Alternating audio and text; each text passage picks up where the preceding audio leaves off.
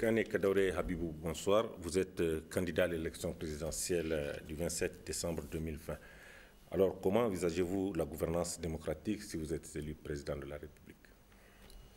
Bonsoir, Monsieur Foguet. Votre question m'invite vraiment à faire un petit retour sur les conditions dans lesquelles les formations politiques anciennes fonctionnent. Vous savez, quand on parle de gouvernance, il ne faut pas voir seulement la gouvernance démocratique au niveau de l'appareil étatique, au niveau du fonctionnement de la nation de manière générale. Il faut voir dans les entités politiques, les formations politiques, comment elles fonctionnent, parce que c'est là-bas on apprend vraiment à fonctionner et avoir un esprit démocratique. Et qui a un esprit démocratique, il finit toujours par instituer cet esprit démocratique comme mode de gouvernance. Concernant votre question sur la gouvernance démocratique, je pense que c'est une question assez transversale qui prend en charge toutes les préoccupations de notre pays en matière de gestion des affaires publiques. Parce que nous sommes dans un système républicain. Et quand on est dans un système républicain, je pense que la démocratie doit être vraiment le principe, surtout la démocratie participative, celle qui permet aux citoyens de pouvoir exprimer leur suffrage. Et si vous regardez aujourd'hui, concernant le clivage politique qui existe dans notre pays, nous, au sein de notre formation politique, on aimerait, une fois arrivé au pouvoir, créer les conditions pour qu'il y ait une véritable réconciliation de tous les acteurs sociopolitiques. Pourquoi? Parce que si réellement on veut s'attaquer aux problèmes de gouvernance, il faut impliquer tous les partis politiques dans les cadres qui sont légalement créés. Et puis en dehors de cela, même en termes des réformes que nous voulons vraiment engager, afin de sauvegarder les acquis démocratiques, on aimerait qu'il y ait une véritable séparation du pouvoir, donc à savoir le pouvoir législatif, le pouvoir exécutif et puis le pouvoir judiciaire. Surtout pour le pouvoir judiciaire parce que c'est là-bas en tout cas que les citoyens arrivent à trouver justice, que les citoyens arrivent à faire face véritablement à l'injustice sociale. Et nous, dans notre idéologie, qui est le social-libéralisme, c'est sur la base même de cette idéologie-là que nous sommes en train de battre campagne. Vous savez, il y a le niveau central qui est l'exécutif et il y a le niveau déconcentré dans lequel on invite les différentes collectivités territoriales quand même à apporter leur contribution pour le fonctionnement démocratique de notre pays. Et donc, partant de notre projet de société, au niveau de la SDR Savoie, une fois qu'on arrive au pouvoir, le principe de la décentralisation sera davantage renforcé et on va également inviter les autres acteurs traditionnels que nous connaissons, les pouvoirs coutumiers et religieux, vraiment à avoir leur voix délibérative dans les différents conseils municipaux. Et cela vraiment s'aligne à toutes les réformes institutionnelles et constitutionnelles qu'on compte apporter en tant que jeunes vraiment voulant que leur pays fonctionne bien une fois arrivé au pouvoir. Bien, Monsieur Kadaure, depuis 2011, la situation sécuritaire est assez préoccupante dans la bande du Sahel et au Niger en particulier. Quelles solutions concrètes proposerez-vous pour endiguer ces fléaux si vous êtes élu président de la République? Tout d'abord, avant de proposer des solutions, je profite vraiment pour présenter mes condoléances à toute la nation et puis également aux familles endeuillées pour ces pertes en vie humaine, d'accord, qui s'alignent, d'accord, qui se perpétuent un peu partout, surtout dans les rangs des forces de défense et de sécurité. La situation sécuritaire aujourd'hui, c'est une situation planétaire. C'est pratiquement tous les pays qui sont attaqués par le terrorisme, qui sont attaqués par le grand banditisme armé. Et notre pays n'est pas vraiment épargné par ce problème-là. Je pense que la question du terrorisme, tout d'abord, c'est une question qui a vraiment un ancrage profond dans la société et que la sécurité de manière générale aujourd'hui, c'est cet aspect-là de terrorisme qui fait en sorte que nous ne sommes pas en paix, qui fait en sorte que nos frontières sont attaquées. Et je pense que avant de parler du terrorisme, il faut s'attaquer à la source. Pourquoi? Parce que vous savez, aujourd'hui, le problème de l'éducation. Si vraiment la population est particulièrement bien éduquée, si les jeunes sont particulièrement bien occupés par des emplois décents, par du travail, surtout en termes de promotion de l'entrepreneuriat des jeunes, même si les jeunes n'ont pas un niveau d'instruction, s'ils arrivent vraiment à trouver une occupation, moi je pense que c'est quelque chose qui permettra quand même vraiment à tous ceux qui recrutent dans ce sens-là d'être découragés. Et vous savez, si un pays est attaqué, il doit répondre efficacement à travers une armée qui est particulièrement organisée, qui est outillée, qui est moderne et qui a des moyens de renseignement adéquats. Donc nous, en tout cas, une fois qu'on arrive au pouvoir, considérant qu'aujourd'hui, c'est ce problème de sécurité-là qui empêche notre pays vraiment de véritablement amorcer son développement, on va particulièrement s'occuper de la recherche de ces solutions-là en multipliant effectivement la coopération militaire bilatérale, multilatérale avec tous les pays voisins, avec les pays du monde entier, et puis travailler conjointement avec les forces internationales, les forces d'autres pays qui sont sur le territoire nigérien. C'est-à-dire nous ne sommes pas de ceux qui pensent qu'il faudrait vraiment arrêter l'implantation de ces forces-là, mais plutôt cadrer, recadrer notre manière de collaborer avec eux et faire un véritable transfert de compétences militaires pour qu'on puisse défendre efficacement notre pays. Alors, M. Kadore, que proposez-vous maintenant pour améliorer les services sociaux de base? C'est là-bas où le bas blesse et que le problème de notre pays se pose avec beaucoup plus d'acuité. Vous savez, un pays ne peut pas véritablement engager son développement tant qu'il n'a pas fini avec le problème lié à une bonne éducation, le problème lié à la santé de la population, le problème lié à la construction des logements, le problème également lié à la production d'emplois de qualité pour les jeunes. Tout ce que je viens d'évoquer là sont des secteurs sociaux de base. Et aujourd'hui, si vous jetez un coup d'œil dans la budgétisation qui est faite au niveau national, en termes d'investissements qui sont censés être faits pour accompagner ces secteurs sociaux de base, vous allez vous rendre compte que des institutions qui ont plus de consommation en termes de fonctionnement méritent plus d'affectation que ces secteurs sociaux de base. Et je pense que pour pouvoir vraiment endiguer ce problème-là au niveau de l'éducation, au niveau de la santé, il n'y a pas mieux que d'investir correctement. Je pense que si on destine vraiment des milliards, comme on le fait à d'autres institutions qui fonctionnent seulement, c'est vrai qu'on doit assurer le fonctionnement de l'appareil étatique, mais nous estimons que ces secteurs sociaux de base-là doivent davantage être dans l'attention de manière globale. Surtout, vous voyez, l'éducation et la santé, il y a les problèmes d'équiper en termes immobiliers, en termes de meubles, en termes de personnel qualifié, d'accord. Et le côté du logement que j'ai évoqué également, si vous regardez, souvent, ici, on parle trop de logements sociaux. Et si vous regardez que la population nigérienne aujourd'hui, nous sommes à un niveau très élevé de consommation de la location. Une maison qui, il y a de cela 10 années, était à 60 000. Aujourd'hui, on retrouve cette maison à 200 000 sur le marché de l'immobilier en termes de loyer. Ce qui veut dire que les 3 000 logements que la société immobilière nationale a créé, moins de 3 000 logements en espace de 5 ans.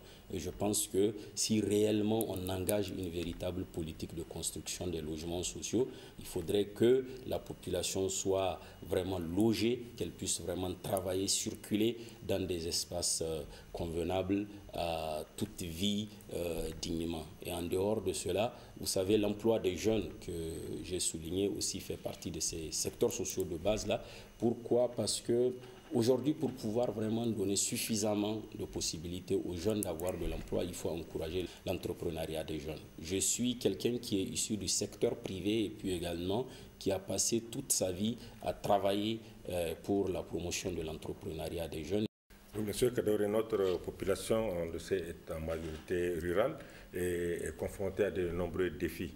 Alors, que proposez-vous comme réponse à ces défis, notamment par rapport aux femmes, aux jeunes, vous avez un peu évoqué, mais à la femme nigérienne, quelle perspective comptez-vous offrir à ces femmes qui se battent pour leur autonomisation? Vous savez, presque à 80%, le Niger vraiment est constitué par le monde rural. Et dans notre projet de société, le monde rural occupe une place de choix, particulièrement concernant les jeunes et puis également les femmes.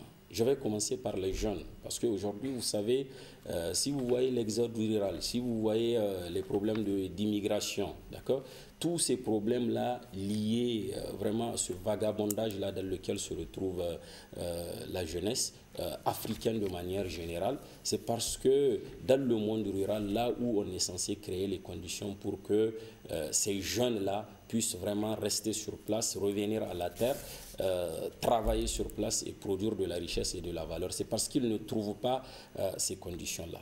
Si vous regardez concernant les femmes, voilà, je pense que nous, notre formation politique, la SDR Savoie, qui m'a investi pour ces élections présidentielles, c'est une formation politique qui m'a chargé tout d'abord de prendre en charge convenablement le problème des jeunes et des femmes. Parce que qui dit jeunes, femmes, il résume tous les problèmes de la société. Et la femme, aujourd'hui, ils ont de manière vraiment spéciale un peu trouvé des solutions à leurs problèmes, parce que même dans le gouvernement, les femmes ont 25%. Au niveau de l'Assemblée nationale, les femmes ont 25%. Donc pour les femmes, la question elle est déjà plus ou moins prise en charge. Mais nous, on va renforcer à travers l'autonomisation de la femme, surtout rurale. Pourquoi la femme rurale? Parce que vous savez, la femme rurale ne demande pas grand-chose.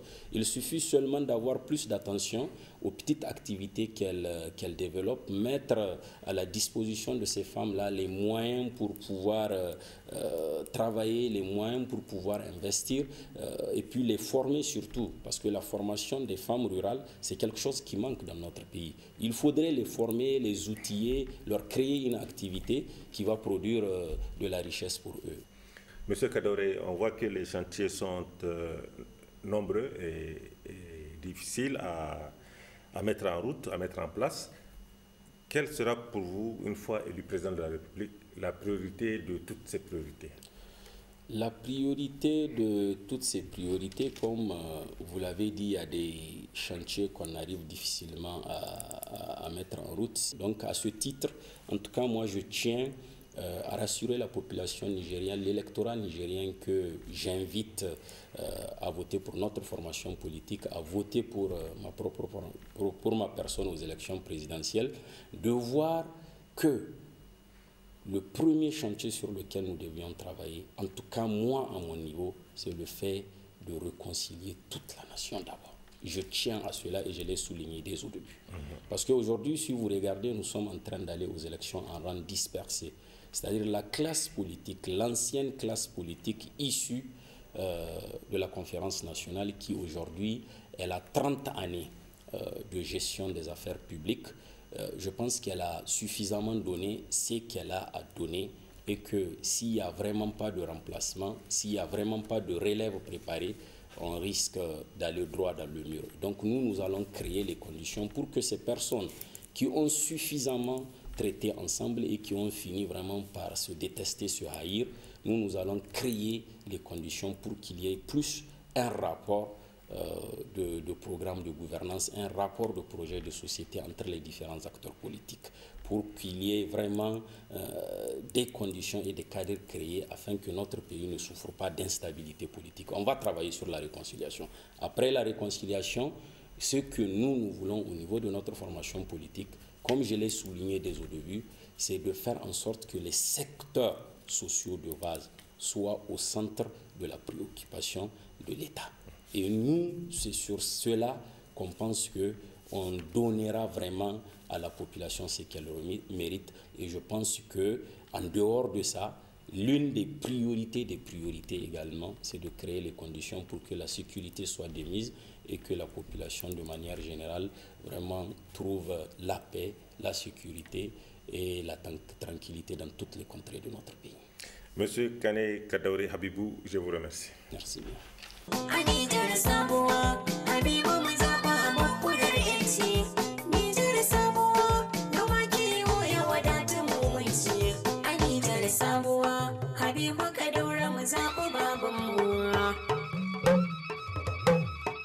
Habibu gayya ne, Habibu Kaduna ƙarshe ne, wani na SDR sabuwa sai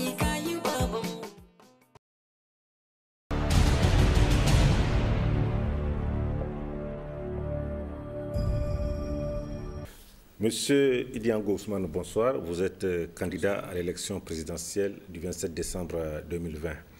Alors, comment envisagez-vous la gouvernance démocratique si vous êtes élu? Je voudrais, avant de répondre à cette question, remercier le Conseil supérieur de la communication et l'ORTN pour cette initiative très louable. Donc, pour répondre à votre question, en termes de gouvernance, nous, ADR Mahita, Alliance pour la démocratie et la République, nous allons mettre en œuvre une politique basée sur le mérite, la performance et l'équité. Nous allons créer les conditions d'une véritable séparation des pouvoirs et pouvoir lutter contre l'impunité, contre le détournement des deniers publics.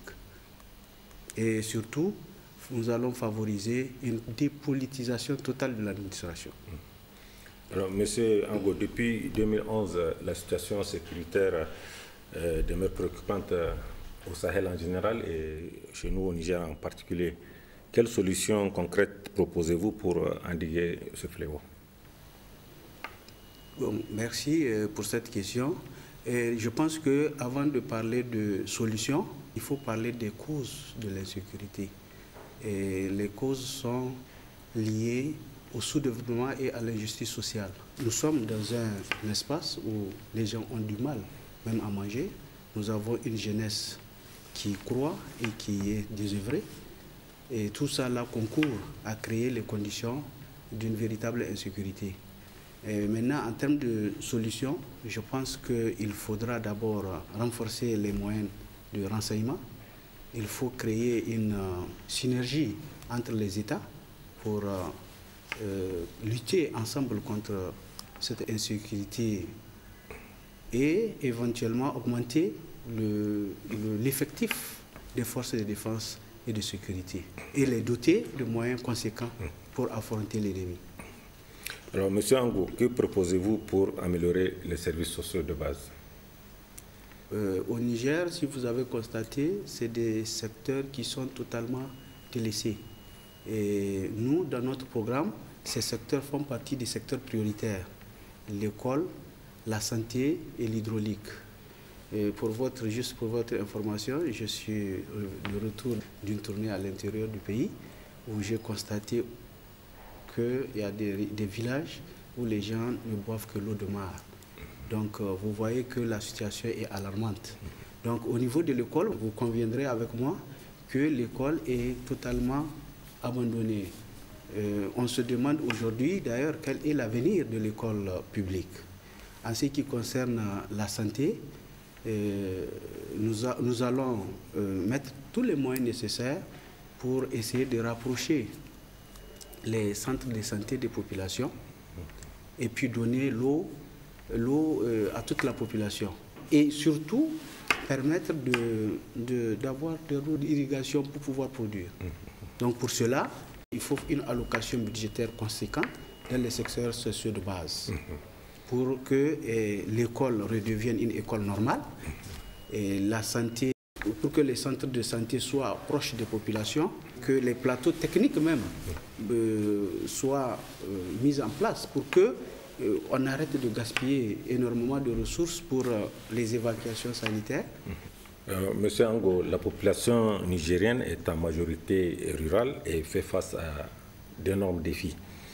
Que comptez-vous proposer comme réponse à ces différents défis? D'accord. Merci, M. Foguet. Effectivement, comme vous l'avez dit, la population rurale est confrontée à d'énormes défis. C'est pourquoi, dans notre programme politique, nous avons une place importante pour ce secteur-là. Donc, qu'est-ce que nous allons faire concrètement? Sur notre premier axe, qui s'appelle la maîtrise et la gestion de l'eau, nous allons pouvoir développer l'énergie, développer la production agricole, développer l'élevage, développer la production industrielle. Si vous constatez, le secteur industriel est quasi inexistant au Niger. Donc nous allons produire et pouvoir installer des unités industrielles et permettre aux jeunes d'avoir de l'emploi. Oui, justement par rapport aux jeunes et aux femmes, quelles perspectives comptez-vous offrir à ces franges-là qui se battent pour leur autonomisation? Nous avons effectivement prévu la création d'un certain nombre de fonds de soutien à la jeunesse et aux femmes. Vous conviendrez avec moi aujourd'hui que nous avons une jeunesse totalement abandonnée, une jeunesse qui a beaucoup de potentiel, une jeunesse qui a de l'initiative, une jeunesse qui a des projets. Mais malheureusement, elle n'est pas accompagnée. Donc il y a le mécanisme d'accompagnement est quasi inexistant. Donc nous allons mettre en place un fonds d'appui aux PME, PMI, que ce soit pour le volet femmes ou pour le volet jeunes, pour que ces jeunes-là puissent avoir accès au financement, sans que, quelque part, on leur demande de fournir des garanties. Ce fonds constituera une garantie pour qu'ils puissent avoir accédé au financement. Alors, M. Ango, une fois élu président de la République, quelle serait pour vous la priorité des priorités? La priorité pour nous, c'est de donner à manger aux Nigériens. Nous sommes dans un pays où rien ne se produit. Donc il faut créer les conditions pour produire suffisamment et en abondance pour permettre aux Nigériens au moins de ne plus avoir faim. Ensuite, nous allons, le surplus de production, vous conviendrez avec moi, qu'il pourra être utilisé pour produire. Et ensuite, nous allons profiter pour développer aussi l'élevage à partir de la production agricole. C'est un truc circulaire qui va commencer par la maîtrise de l'eau. À travers l'eau, on va produire l'énergie hydraulique ou bien l'énergie solaire. Ensuite, installer les unités industrielles. Et maintenant, les déchets de l'industrie vont servir à booster l'élevage. Donc, les jeunes seront aussi au centre de nos préoccupations. Et pour une première fois, d'ailleurs, au Niger, en tout cas, quand je serai élu président de la République, je vais créer un ministère de la jeunesse et de la culture, va être érigé en un ministère d'État. Et je vais créer aussi un fonds pour soutenir la promotion des œuvres artistiques. Alors, M. Ousmane Ango, je vous remercie. Merci.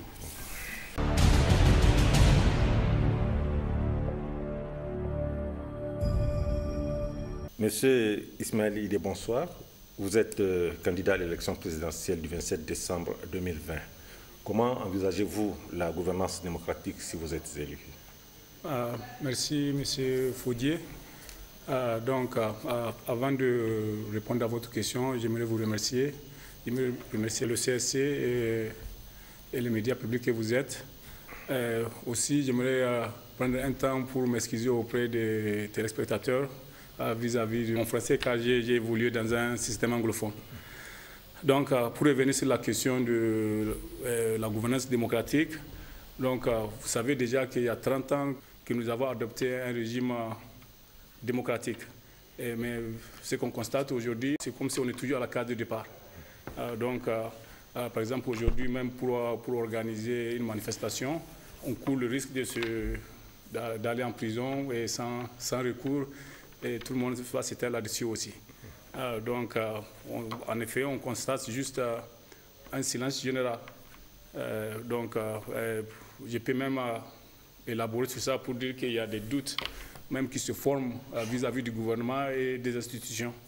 Dans notre programme, pour un peu pallier à tout ça, nous nous sommes dit une idée serait de réformer ces institutions, essayer de les rendre plus crédibles. Comment faire ceci? C'est de trouver les moyens de faire une représentativité du peuple au sein des corps, comme la Cour suprême ou bien la Cour constitutionnelle.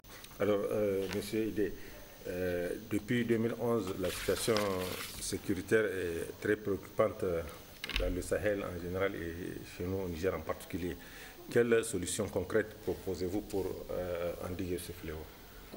L'une des plus grandes menaces pour notre patrie, c'est l'insécurité aujourd'hui.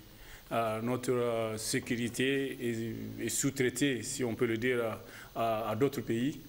Moi, je trouve ça un peu aberrant. Pour remédier à ce problème d'insécurité, nous devons nous-mêmes assurer nos capacités pour sauvegarder notre souveraineté, pour aussi protéger notre peuple. Trouver des solutions comme promouvoir le commerce transfrontalier, qui va décourager les gens qui sont impliqués de joindre les forces hostiles. Aussi revoir la coopération internationale et régionale, revisiter, voir comment faire pour mettre l'armée nigérienne au centre de ces actions. Et aussi peut-être voir comment promouvoir aussi la justice sociale, qui souvent pousse ces gens à aller vers ce phénomène. Alors, Monsieur Idé, que proposez-vous à présent pour améliorer les services sociaux de base? À mon avis, c'est l'approche que les gens utilisent pour définir les services sociaux de base qui souvent crée de confusion. Je peux dire aujourd'hui que notre core programme a pris fondation sur ces aspects, puisque c'est quelque chose qui est vraiment pertinent pour les Nigériens, surtout les gens qui vivent dans les zones rurales. Et aussi, j'aimerais voir comment faire vis-à-vis de la provenance des fonds qu'on utilise aujourd'hui qui servent comme aide. Donc la réalité est que beaucoup de gens peut-être ne le savent pas, c'est des aides qui viennent sous forme de quid pro quo, comme on le dit, c'est comme il y a une contrepartie.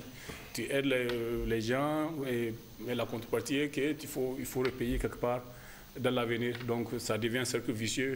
Donc à mon avis, il faut que le gouvernement trouve les moyens de s'assurer que nous prenons les charges en main pour aider les peuples. Dans d'autres manières, peut-être faire un retour à la base pour se faire sortir de ce trou. Monsieur Idé, notre population est en majorité rurale et est confrontée à de nombreux défis. Que proposez-vous, vous, concrètement, pour faire face à tous ces défis-là? Ok, donc moi je pense que cette question est liée un peu à la question précédente. Oui, on constate que majoritairement le peuple nigérien vit dans les zones rurales. Et il y a la population rurale aussi qui est extrêmement pauvre. Et donc la vie de ces populations est liée aussi à l'agriculture. Moi, ce que je proposerais serait de trouver les moyens de revaloriser l'agriculture, la modernisant, peut-être aussi de développer à travers une politique de retenue d'eau pour faire une double culture dans la saison des soudures. Et donc aussi, dans cet aspect, on peut aussi revaloriser nos produits agricoles, là où les gens peuvent non seulement s'alimenter, mais peut-être créer les conditions pour acheminer ça ailleurs pour d'autres gains sociaux ou bien économiques. Monsieur Idé, que comptez-vous offrir comme perspective d'emploi aux jeunes et aux femmes qui se battent au quotidien pour leur autonomisation? Par rapport à la jeunesse, la femme au Niger, encore un de nos piliers qui a constitué même la formation de notre mouvement politique. Je dirais que moi, ce que j'ai constaté à travers le monde, il n'y a aucun pays qui a négligé la jeunesse ou la femme qui a eu de l'avenir. Souvent, ça n'ont que des devenir tout au plus. Car la jeunesse et la femme constituent le fil conducteur du développement économique d'un pays. Donc d'abord, pour maintenant trouver les moyens de pallier à ces, de les accompagner, je propose qu'on les implique d'abord de toutes les sphères gouvernementales, qu'ils aient une place au sein du gouvernement d'abord pour pouvoir défendre leurs intérêts. Et donc, à part ça, favoriser la création des petites entreprises et moyennes entreprises par et pour des jeunes et des femmes. Et dans notre programme aussi, on a eu l'idée peut-être de trouver les moyens d'offrir, par exemple, une exonération de 5 ans en matière de taxes pour la jeunesse, pour les encourager à s'y mettre, et la femme aussi à s'y mettre dans l'entrepreneuriat qui va améliorer leur vie dans le long terme. Enfin, pour terminer, monsieur Idé, une fois élu, quelle sera pour vous la priorité des priorités? Là, à part dire changer le rond-point, le dénommer Salut Jubo, c'est une blague. Donc ça serait d'abord, nous allons lancer des grands projets immédiatement d'abord. Et donc, je dirais que la première des choses qu'on va tacler sera la sous-traitance de notre sécurité d'abord.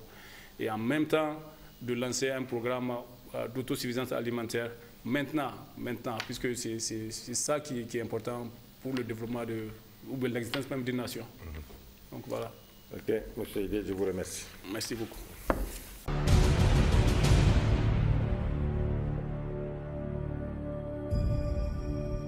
Monsieur Nayussa Nassirou, bonsoir. Vous êtes candidat à l'élection présidentielle du 27 décembre 2020.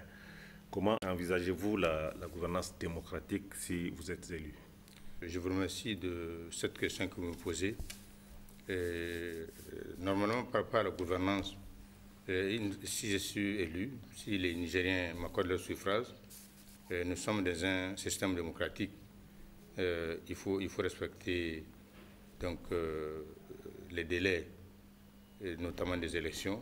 Je veux dire, si je serai élu, les élections, le mandat va prendre fin, comme il est prévu par les textes. Donc, ça marque la transparence dans la gestion des affaires publiques. Et comme je le disais tantôt dans ma lecture de mon message, j'ai parlé de l'amélioration de la gouvernance politique, financière et économique pour garantir une transparence dans la gestion, notamment la gestion des ressources qui seront affectées à des investissements de qualité pour améliorer le niveau des conditions de population et pour faire en sorte que les différents taux sur le plan macroéconomique puissent être atteints.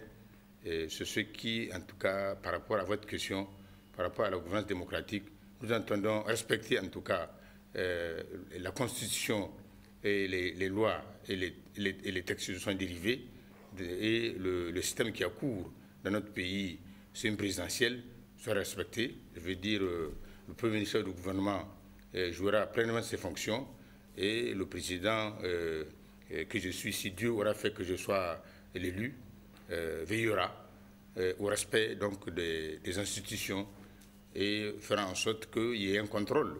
À la fin de mon message, je vais parler des instructions semestrielles qui seront organisées pour sécuriser les deniers publics et afin que le pays puisse les utiliser dans les différents secteurs, notamment l'amélioration de la santé, de l'éducation et des secteurs productifs qui constituent un des axes majeurs de notre politique.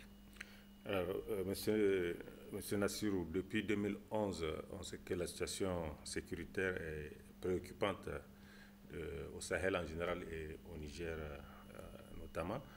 Quelles solutions proposez-vous pour endiguer ce fléau? Merci. En tout cas, cette question est capitale dans la mesure où il ne peut pas y avoir de développement sans sécurité.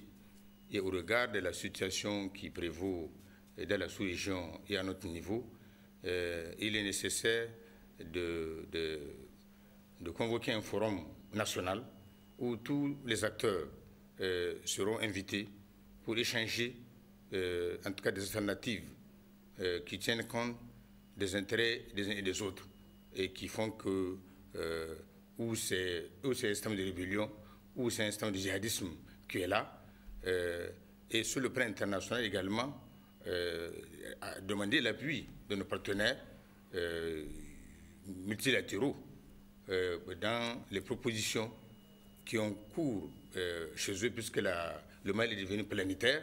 Ce n'est pas seulement au Niger ou en Afrique, il est sur tous les théâtres, en tout cas, mais les Occidentaux qui pensaient être en tout cas échappés et sont victimes.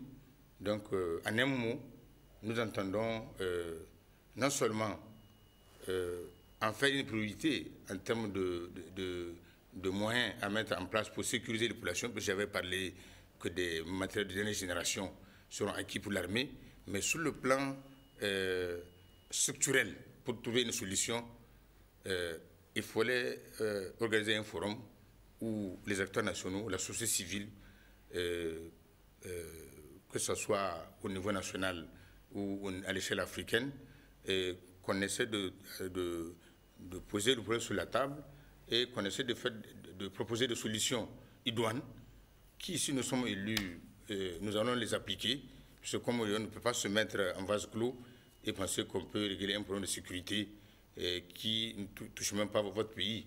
Et donc il faudrait, pourquoi pas, au cours de ces assises, inviter, demander délégation de pays amis limitrophes et qu'elle puisse assister, puisque c'est des réalités qu'elle rencontre chez elle.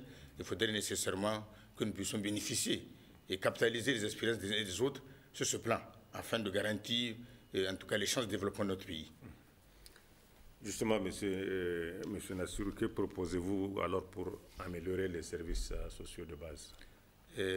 Pour améliorer les services sociaux de base, notamment la santé et l'éducation, en tout cas, je propose une affectation de moins 30% du budget de l'État pour l'appui à ces secteurs. Et cet argent sera donc affecté donc, à la prise en charge des infrastructures et à la formation du personnel de qualité, afin que le niveau d'études et le niveau actuel d'ailleurs des élèves et des étudiants qu'on constate très faible soit amélioré.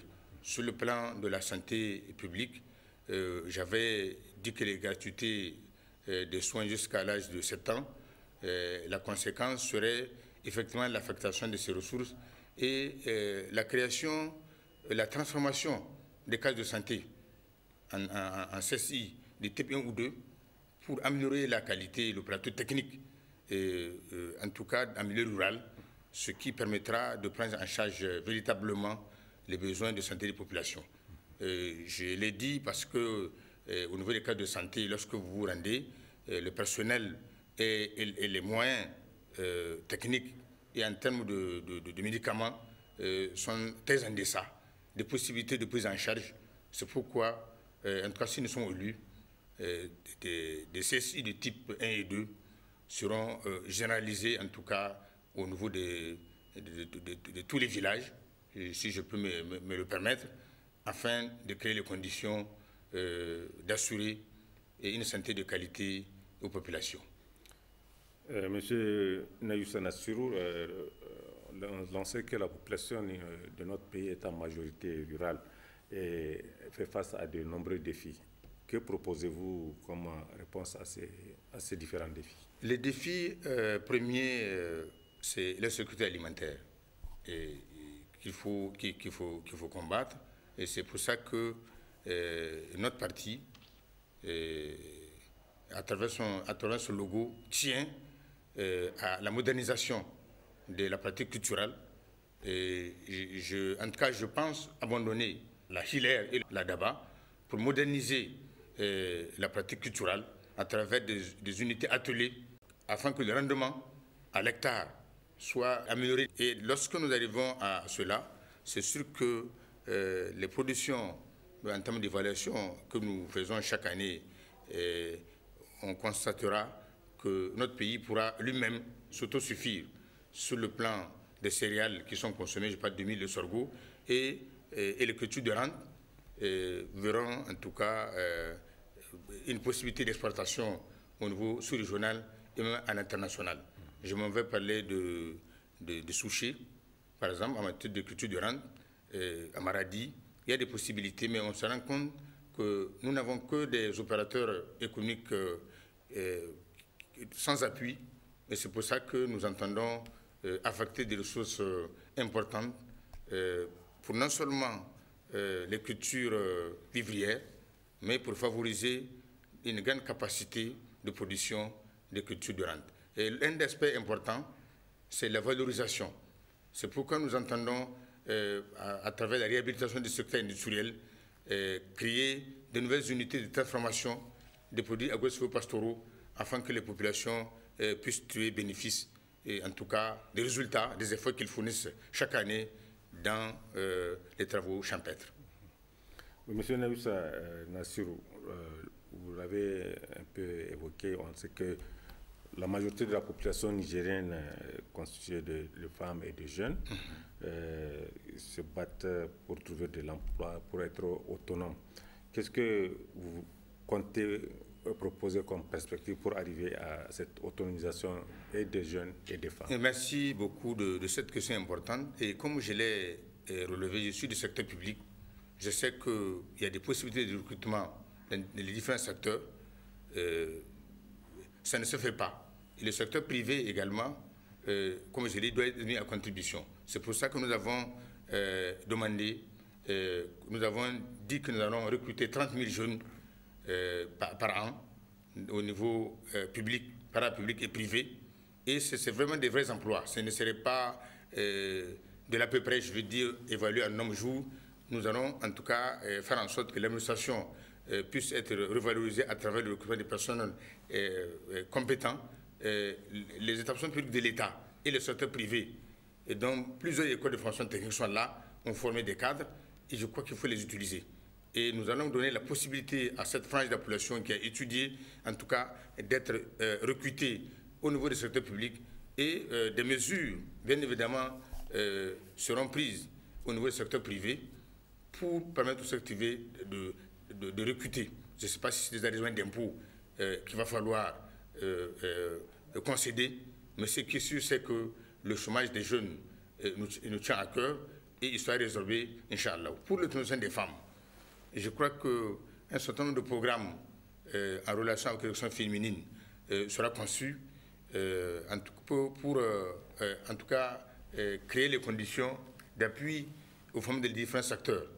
Nous avons des groupements féminins, surtout en milieu rural, qu'il faut appuyer à travers des crédits féminins et de l'embauche ovine ou bovine pour en faire en sorte que, en tout cas, des taux très intéressants, je veux dire moins lourds, et un délai, pourquoi pas de 2 ans, de début de remboursement, pour permettre aux femmes, en tout cas, de réaliser des activités qui puissent leur permettre de générer des ressources, non seulement de prendre en charge la cellule familiale, contribuer un tant soit peu à l'éducation des enfants, puisque nous avons garanti la gratuité jusqu'à 18 ans, et nous entendons le faire, pas de l'à peu près la rentrée scolaire débute, on se rend compte que notre promesse ne tient pas. En tout cas, tout le matériel, toutes les fournitures seront débloquées sur le terrain, et nous allons veiller à travers les instructions, comme je l'ai dit, pour que les personnels de l'éducation puissent se gérer au mieux. Et donc, les infrastructures et les ressources qui seront mises à leur disposition pour garantir, en tout cas, un emploi de qualité aux jeunes et surtout aux femmes par rapport aux axes dont je viens d'évoquer. Oui, justement, M. Nassirou, parmi toutes les priorités que vous avez évoquées, là, quelle serait pour vous la priorité des priorités? Merci. Cette question est capitale. Je crois que la priorité des priorités, ça serait la sécurité. On ne peut pas avoir de développement sans sécurité. Il faut garantir la sécurité aux citoyens. La lutte contre l'insécurité, en tout cas, est notre premier objectif, puisqu'il est admis, en tout cas, à travers le monde, et même chez nous. Ce n'est pas un simple adage. Vous ne pouvez pas garantir une éducation lorsque, aux frontières ou dans les zones reculées, les centres sont attaqués, où les populations sont en train de quitter leur position pour venir beaucoup plus au sud et venir alourdir les infrastructures sociales, santé, éducation. Donc il faut garantir la sécurité sur l'ensemble du pays et pour créer les conditions de pouvoir le développement dans les différents secteurs dont j'évoquais tantôt. Monsieur Nassirou, je vous remercie. C'est moi qui vous remercie.